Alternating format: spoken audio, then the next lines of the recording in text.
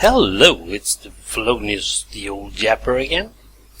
Today I'm going to talk about houses.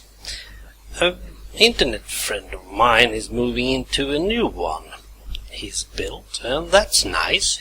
I hope he and his family are going to have a really nice time. Yes, I know, I'm a Swede, and if there's anything that Swedes are good at, it's being envious. We are that good at being envious that we are really not showing how much envy we are carrying. But in my case, no, I am not envious a bit. I have never owned a house, and I will never own a house. If you're trying to force me into getting a house through heritage, lottery winnings or whatever, I will get it off my chest within 2 days. I will not own a house. Why? Well, first we can always talk about the garden. But since gardens are really a topic of its own, I will yap about that later. We can just say green tarmac, right? And then we can talk about the garage.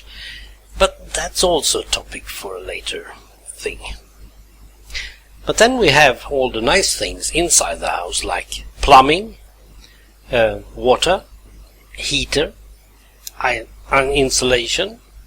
We have walls made of wood, we have walls not made of wood, we have a roof, we have a tile on the roof.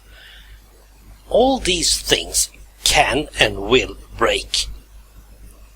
If the plumbing breaks, and we all know that it's breaking on New Year's Eve, when half of the family has already made their way through to the ball, the other half is going to go there dirty.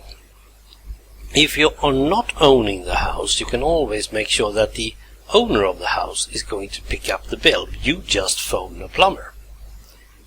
But if you're owning the house and you're not that rich, New Year's Eve is probably not the best time to phone for a plumber anyway. But you must, if you have the means for it. You have to sit down and look at your budget, look at your loans. Yeah. Now, I don't know if you think that's funny, but that's some work I don't want. And the electricity, when does that break? Well, if you have electric heating in your house, then it's winter time, of course. Probably even during storm. And again, you cannot just pick up the phone and phone an electrician. Well, if I'm renting the place, I can always do that. But obviously, the main thing about owning a house is probably the status or the value of the property. I'm not totally sure how much Monopoly is actually into real life. Now, I don't feel like there's any status at all owning a house. Now, I understand the concept. It's not that. But I really don't see. You are just binding yourself to a place. Of course, if you've grown up on that place and you're really enjoying staying there and so on, you have your roots. You just make your house. That's okay, or buy a house. Perhaps I'm a bit too much gypsy in me. I don't really want that. And as I said, all the things that can go wrong with the house will probably do it. Now, if you're building a new one, there are probably less problems the first 10-15 years, and that's good. But then when the problem starts, you're probably too old to fix them yourself. And that's the final nail in the house coffin for me. Do it yourself. Nope, I'm all thumbs. There is no way I can handle anything. Well, perhaps a hammer, if you don't put the nails into it. Or I can handle the nails if you don't put the hammer into it. But I can't really do anything with the house. So, to me, that's not an option. owning a house.